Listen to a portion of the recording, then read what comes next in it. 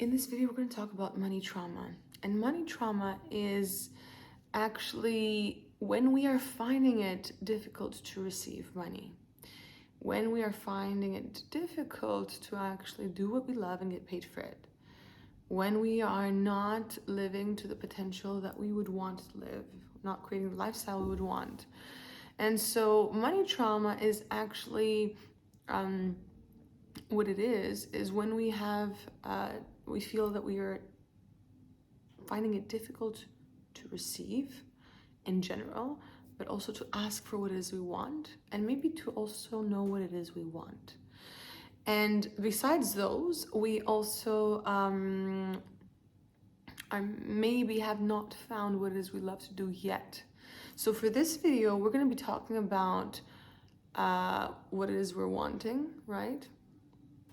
That we're not clear on, and then we're not expressing it, and then we're not receiving. So for this video, we're not going to talk about clarifying what it is, that we love to do. Maybe that's on a later video. If somebody wants it, they could actually comment and go ahead and ask for it if that's something that would interest you. But for this video, we're going to talk about what happens when we're actually knowing what we want to do, or we're, we do many things we like, but we're not getting the financial support, the flow that we're needing, maybe at all, or maybe it's very minimal, and how we can shift this. So money, the money trauma, the money wound is probably showing us that when we were young, we could go back to our childhood memories if we can recall them, which is going to be very helpful. If not, it's fine, because we could still find the blockage from whatever it is that's happening in our life right now. So when we were young, when we would ask for our needs to be met, how did our caregivers feel? Did they feel delighted that we were expressing our needs and wants? Did they feel like we were a burden to them?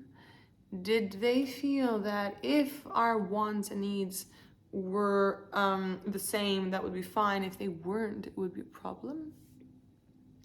So let's say, if I were to want a specific, maybe my mother would want to buy me something and I would want it as well, so then that would be fine.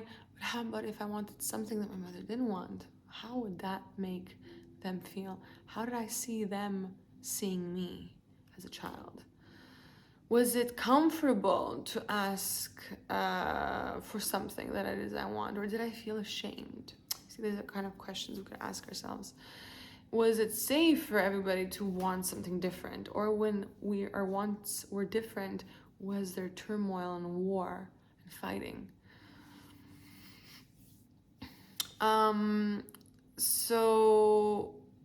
Was I ever asked questions about what is it that I want? Maybe I was never asked any questions because my opinion was not important enough. It was, it was too much turmoil and too much trauma in the family so that they can ask for what it is I want. And therefore, I never asked for what it is I wanted either, right? And then, so there's a lot of shame there. So, the reason why we're not in tune with our needs and wants is because there's also, right, so we don't ask, nobody's asking us a question. So we're not asking ourselves, others are not asking us what it is we're wanting. And therefore, now on top of that, there's also the emotion of shame that's blocking it because it's making it wrong. So we're just repeating the pattern. Nobody asked us, so now we're just making sure that nobody asks us by putting shame on top, like a little lid. And so, yes, because shame tends to be an emotion that we really avoid. Like, if we're able to feel shame, that means we are validating ourselves and we have gone on the healing journey really far, right? We're like almost masters of our healing process in our emotional world. So to be able to, yes, call in shame and want to feel it is a very good way to uncover what our real needs and wants are, just to make it clear, and so that we actually are connected with our inner truth. So that's the first layer. So first would be to actually start asking us questions, allow to feel the shame if we have any that we have suppressed and disowned and rejected, right? Any kind of emotions of shame, we would want to take a look at that and call them in and, start self-soothing, creating that safe inner experience by allowing shame to go through the body. This will actually create a big opening for us so that we can actually access this information about what our needs and wants are on a daily basis.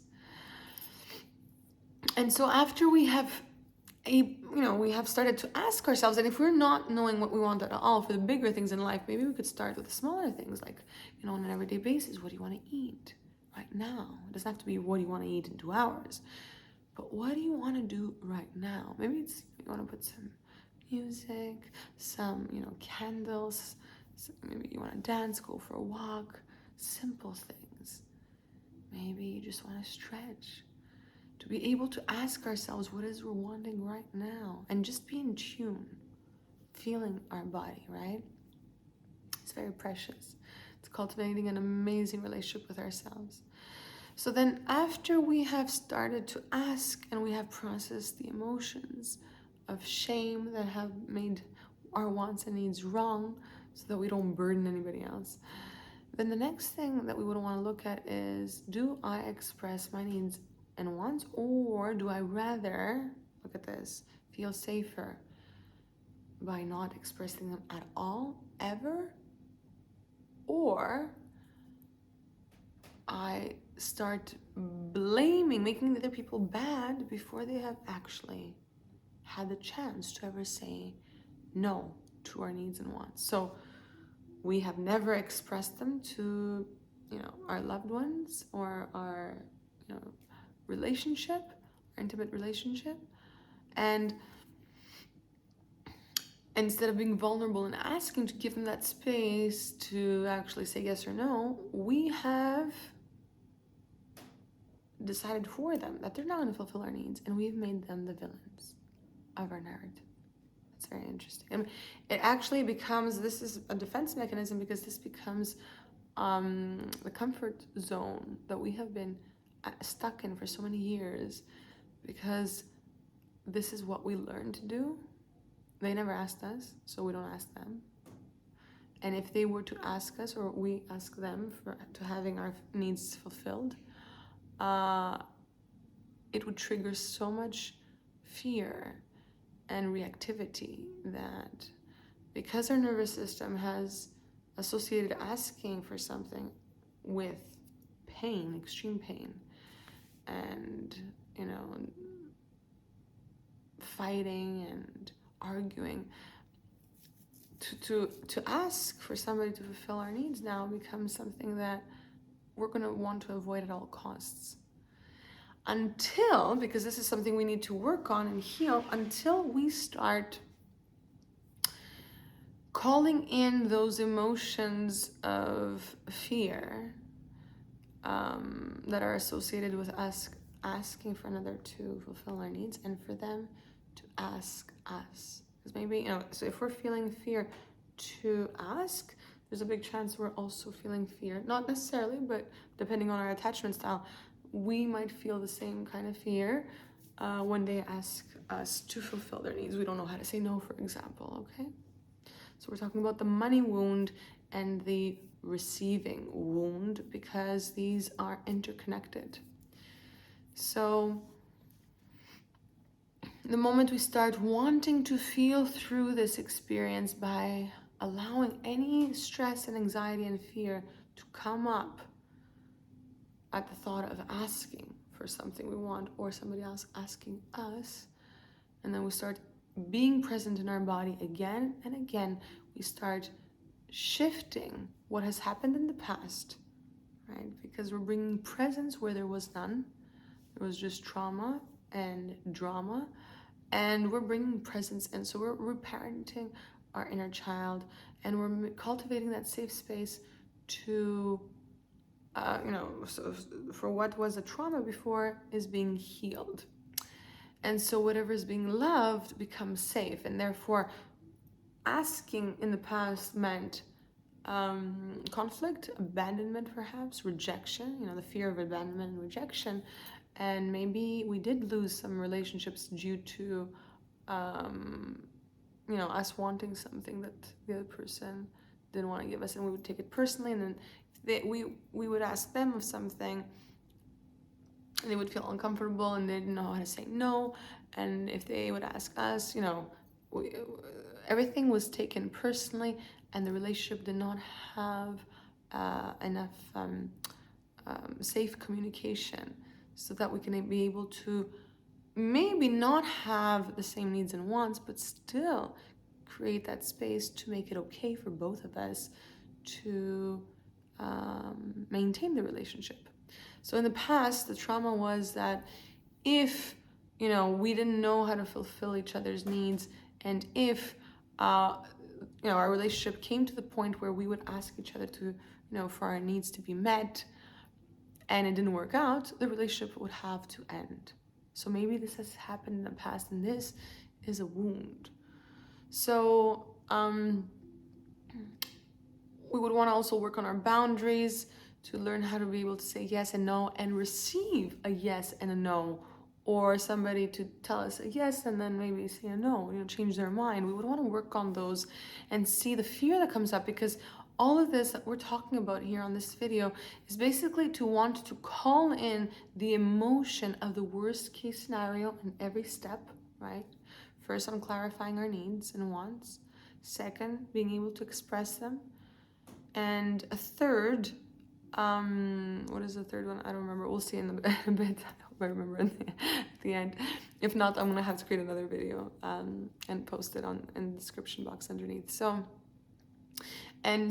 we would want to just process the emotions that we have associated to the narrative and be present within our body. And that's how we rewire our neural network. This is how we heal our nervous system. This is how we change the past to change the future. This is how we shift whatever was unsafe to being safe. And so whatever experience we have experienced in the past will certainly be one that we grow through and from, to create the safe environment within ourselves first, within our bodies, and within the relationships we cultivate in our life. So the first is to know our needs and discover them. If we don't, ask questions. And second is to express. Oh yes, and the third is to fulfill our needs, have them met. So the third step is to learn that if someone does not fulfill our needs and says, no, I don't want to help you, I don't want to give you, I don't want to go out, I don't want to, lend you money, I don't want to be in a relationship with you, that we're able to not take this personally, and we're able to fulfill our needs without needing to fear for the relationship ending, to fear of the relationship ending. That's what's the most interesting here. So when we are able to be in this third stage where we have decided that we're going to fulfill our needs because we know how to do this, which means we have cultivated trust and safety within our bodies. We know that it's not a matter of life and death situation, right? Because when we're suffering from trauma, when we are asking for somebody to meet our need, or to fulfill our need, we are basically feeling as if it's a life or death situation. It's like asking for an oxygen mask, and if the other person doesn't give it to us, we are in danger. And this is why we take things personally if the other person says no. So this is the reason why we would have our relationship suffer,